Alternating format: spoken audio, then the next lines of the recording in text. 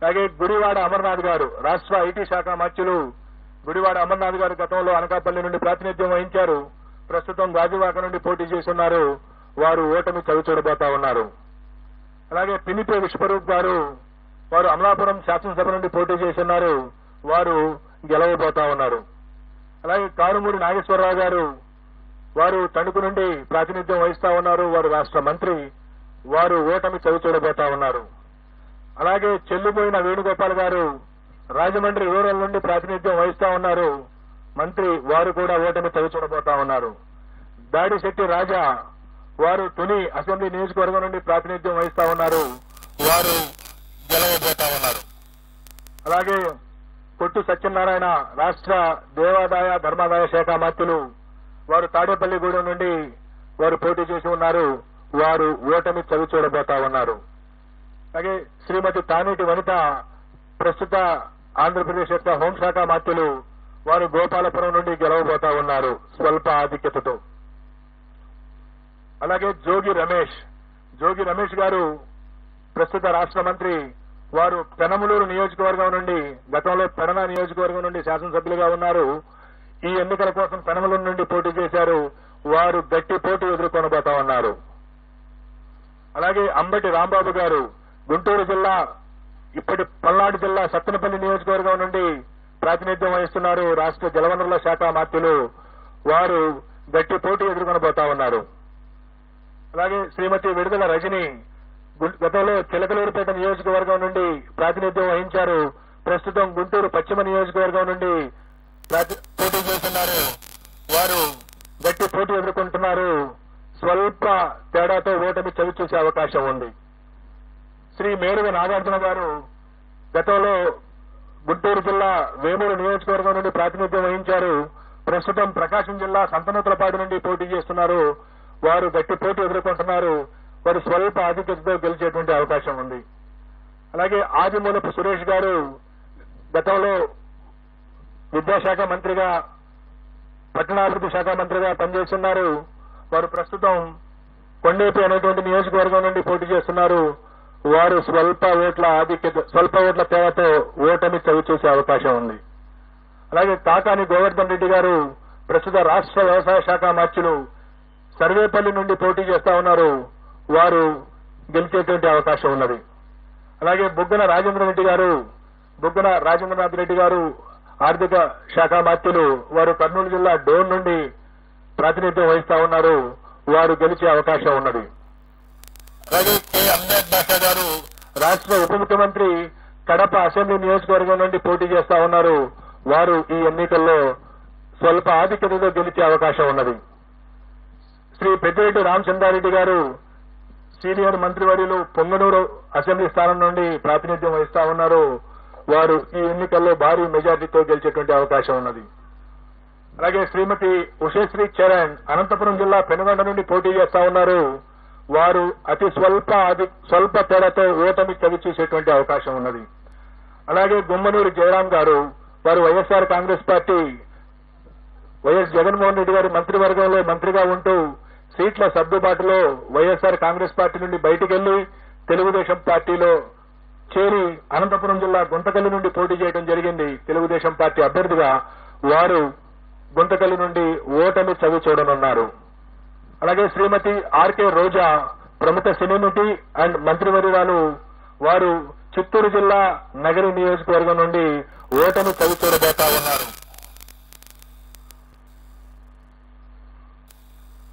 అలాగే మరికొన్ని కీలకమైనటువంటి నియోజకవర్గాల యొక్క ప్రస్తావన కూడా చేయాలి. అచ్చెన్నాయుడు గారు తెలుగుదేశం పార్టీ యొక్క రాష్ట్ర అధ్యక్షులు, ఆంధ్రప్రదేశ్ అధ్యక్షులు. వారు టెక్కలి నియోజకవర్గం నుండి స్వల్ప ఆధిక్యతతో విజయం సాధించబోతా ఉన్నారు.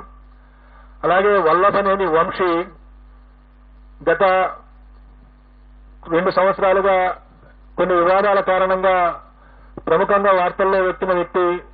గన్నవరం నుండి శాసనసభ్యుడిగా ప్రాతినిధ్యం వహిస్తా ఉన్నారు. ఈసారి కూడా వల్లభనేని వంశీ గన్నవరం నుండి గెలుపొందనున్నారు. అలాగే తమ్మినేని సీతారాం గారు ఆముదాల వలస నుండి ప్రాతినిధ్యం వహిస్తా ఉన్నారు. వారు ఆంధ్రప్రదేశ్ శాసనసభ స్పీకర్ గా ఉన్నారు. వారు కొద్ది ఓట్ల తేడాతో ఓటమి చవి చూసేటువంటి అవకాశం ఉన్నది.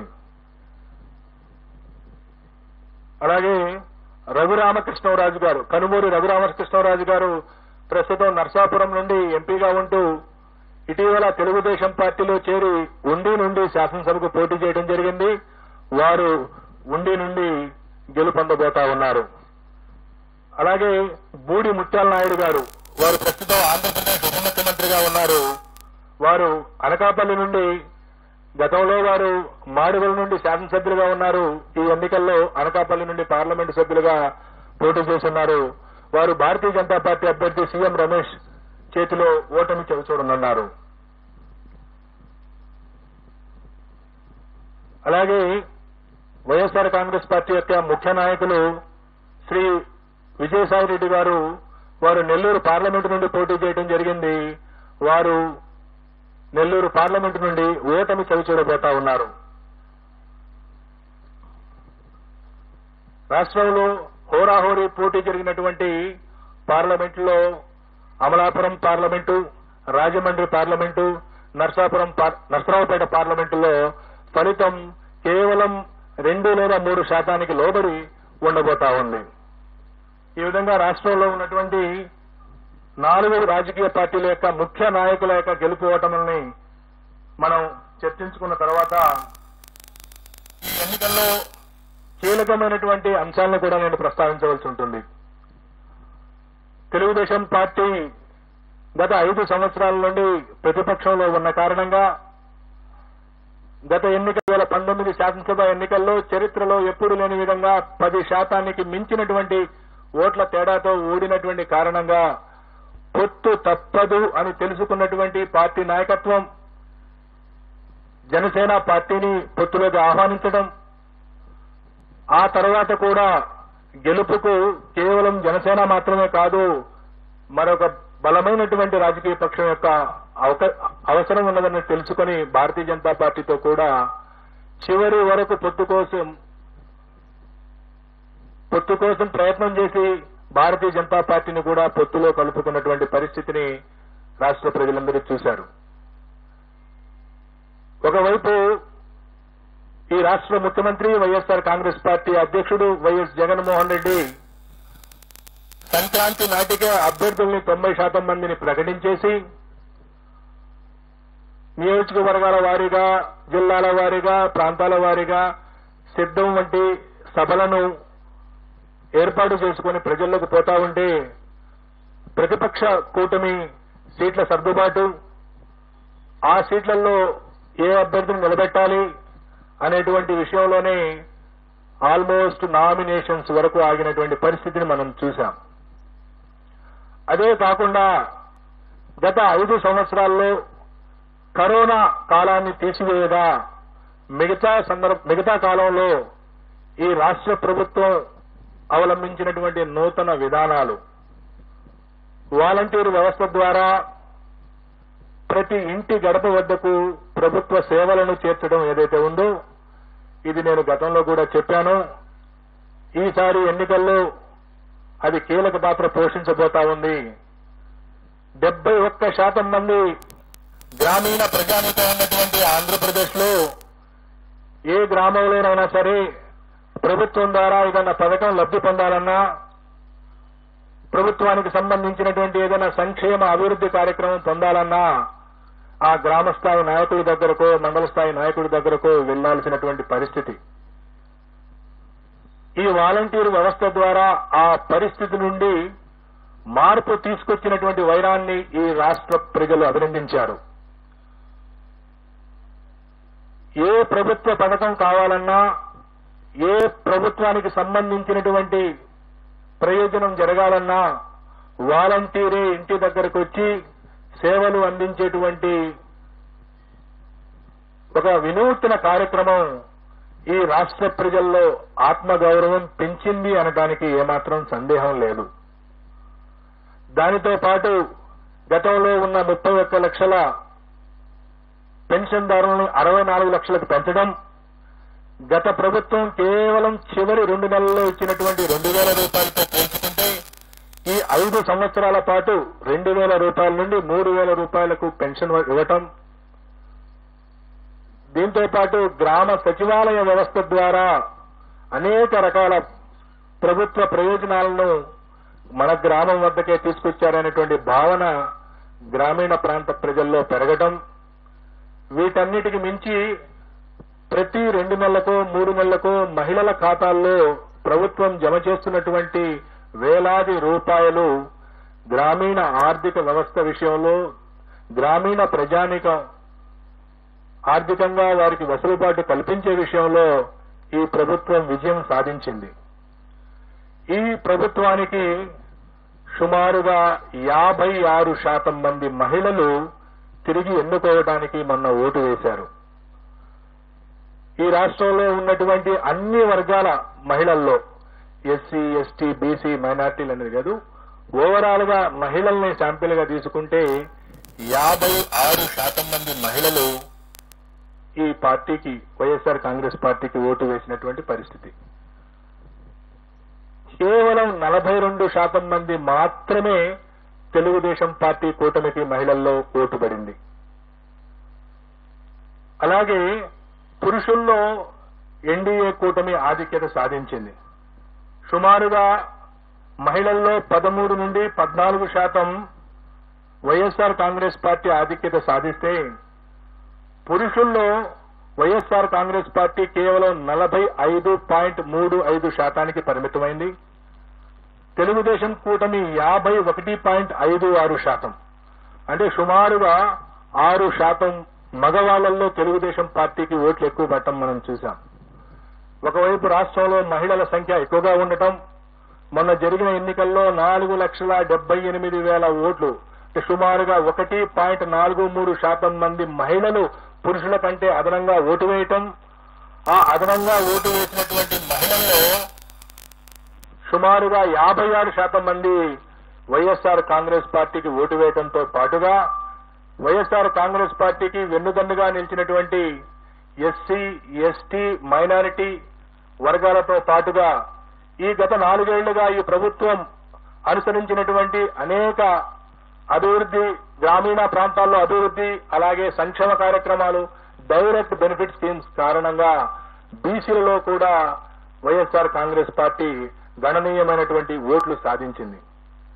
ఈ విధంగా తనకున్నటువంటి ఓటు బ్యాంకును కాపాడుకుంటూ కొత్తగా బీసీలలో ఓటు బ్యాంకుని చేర్చడం ద్వారా, మహిళల్లో తన ఓటు బ్యాంకును పెంచుకోవడం ద్వారా వైఎస్ఆర్ కాంగ్రెస్ పార్టీ ఈ రోజు తిరిగి రాష్ట్రంలో మరొకసారి అధికారంలోకి రాబోతా ఉంది.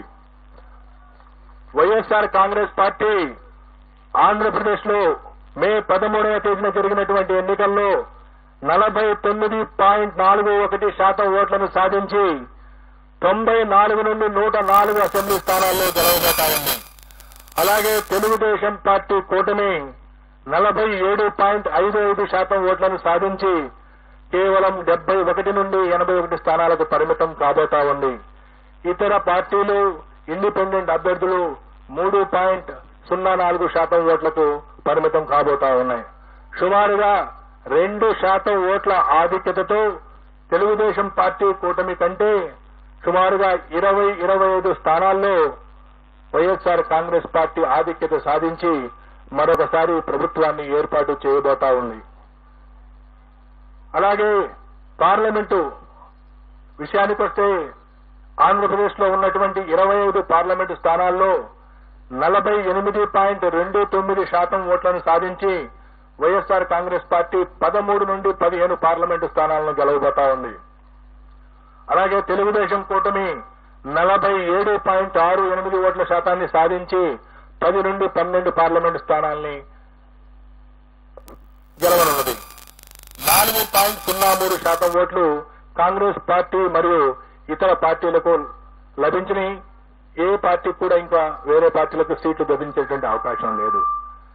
కడప పార్లమెంటు నుండి పోటీ చేసినటువంటి శ్రీమతి షర్మిల గారు అక్కడ గణనీయమైనటువంటి ఓట్లు పొందుతున్నప్పటికీ అక్కడ గెలిచే పరిస్థితి లేదు.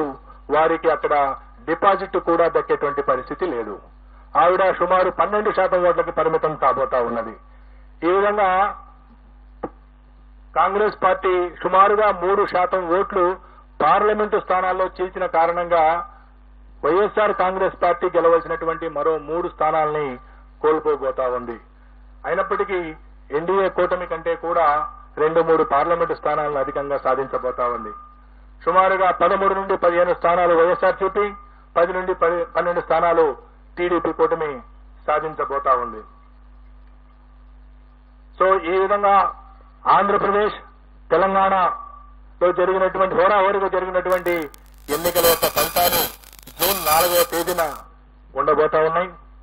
జూన్ 4వ తేదీన మా ఈ ఆరా సంస్థ వైపు నుండి ప్రకటించినటువంటి పోస్ట్ పోలు నిజం కావాలని, గత 16 సంవత్సరాల్లో అనేక ఎన్నికల్లో వాస్తవానికి ఫలితాలకు దగ్గరగా మా ఆరా సంస్థ ఏ విధంగా అయితే ఫలితాలను ప్రకటించిందో అదే స్థాయిలో ఈ ఫలితాలను ప్రకటిస్తున్నామని తెలియజేయడానికి గర్వపడతా ఉన్నాం.